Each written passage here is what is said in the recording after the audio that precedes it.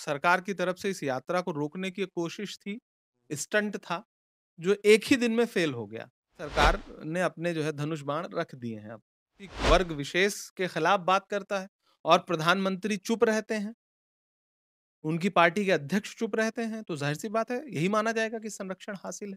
Media कहीं न कहीं कंट्रोल तो है ही, इसमें कोई दो राय नहीं। देश में मोहब्बत पे बात करना मुश्किल काम हो गया।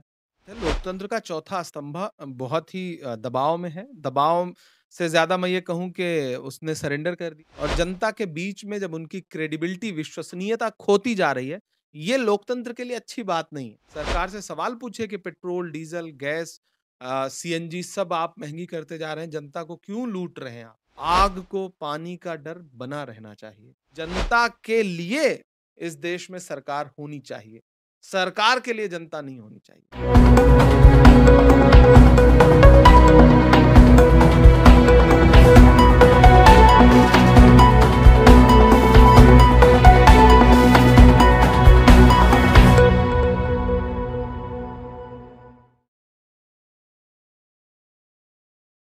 नमस्कार, मैं मोंटू राजा एंटी करप्शन इंडिया से स्वागत है आपका। सब जानते हैं कि देश के अंदर एक बहुत बड़ी यात्रा भारत जोड़ो यात्रा चल रही है राहुल गांधी द्वारा और मेरे साथ खास बातचीत करने के लिए Imran Pratapgarhi member of parliament. Sir बहुत-बहुत स्वागत। शुक्रिया।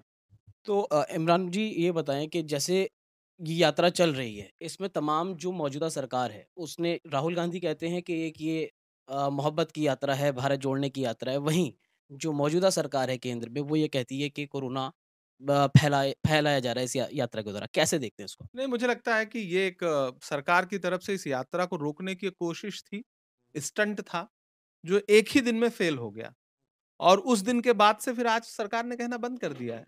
सरकार के मंत्री आपको मास्क लगाए नहीं दिखेंगे। वो सारी जो आपातकालीन बैठकें थी, वो बस 1 दिन के लिए थीं। वो चाहते थे कि दिल्ली में यात्रा किसी तरह से कमज़ोर हो जाए या रुक जाए। लेकिन राहुल गांधी जी नहीं रुके। उसके बाद सरकार ने अपने जो है धनुष बाण रख दिए हैं अब।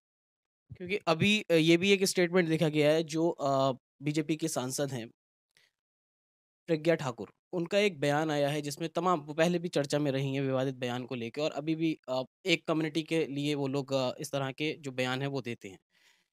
लोग कुछ कहते हैं कि इसमें मोदी जी का संरक्षण हासिल है इसलिए इस तरह के बयान आते रहते हैं। तमाम मेंबर ऑफ पार्लियामेंट हैं जो इस तरह के कैसे देखते हैं इन बयान?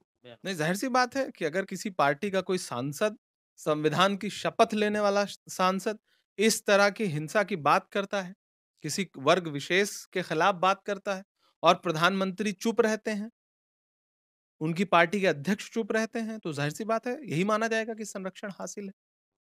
तो अभी जो स्थिति है देश के अंदर, उसको क्या लगता है ये यात्रा कितना इम्पैक्ट उस पे डालेगी? क्योंकि राहुल गांधी ने अभी जब अभी कॉन्फ्रेंस किया था उसमें कहा था कि इसमें लोग तमाम जुड़ रहे हैं। क्या लगता है? और मेन स्ट्रीम मीडिया का जो रोल है, वो लाल किले से भी राहुल गांधी ने कहा था कि मेरे दोस्त हैं लेकिन हमें दिखाते नहीं हैं। कैसे देखते हैं आप? सच कह रहे हैं राहुल जी। इस यात्रा में लाखों लोग एक साथ एक-एक जगह पर लाखों लोग चले हैं साथ में राहुल जी के और मेन स्ट्रीम मीडिया ने उसे नहीं दिखाया है। छोटे जो यूट्यूब चैनल हैं, जो स्वतंत्र पत्रकारिता कर रहे हैं, उन लोगों ने थोड़ा बहुत कवरेज दिया है। तो ऐसे में मीडिया कहीं न कहीं कंट्रोल तो है ही, इसमें कोई दो राय नहीं। और इस यात्रा का बहुत गहरा असर है। जिन-जिन राज्यों से ये यात्रा गुज़री है, वहाँ पर कांग्रेस का कैडर फिर से खड़ा हो गया है। लोग कम से कम मोहब्बत पे बात कर रहे हैं, वरना तो इस देश में मोहब्बत पे बात करना मुश्किल काम हो गया। तो राहुल जी का ये प्रयास बहुत सराहनीय है और आने वाली सदियाँ राहुल जी के इस प्रयास को याद रखेंगी। उनकी सराहना करेंगी, इसमें कोई दो राय नहीं। तो अंत में सर एक सवाल ये लीजिए कि जो मेन स्ट्रीम मीडिया है, फ्यूचर कैसे देखते हैं? क्योंकि तमाम मेन स्ट्रीम मीडिया को अब गोदी मीडिया कहा जाने लगा है। जो कुछ पत्रकार बड़े थे, चाहे वो रवीश हों, अभिसार हों, अजीत अंजुम हों, सब जो मेन स्ट्रीम मीडिया है वो छोड़ के अब अपने सोशल मीडिया पे आ गए हैं। क्या लगता है प्रभाव ऐसे ही कायम रहेगा?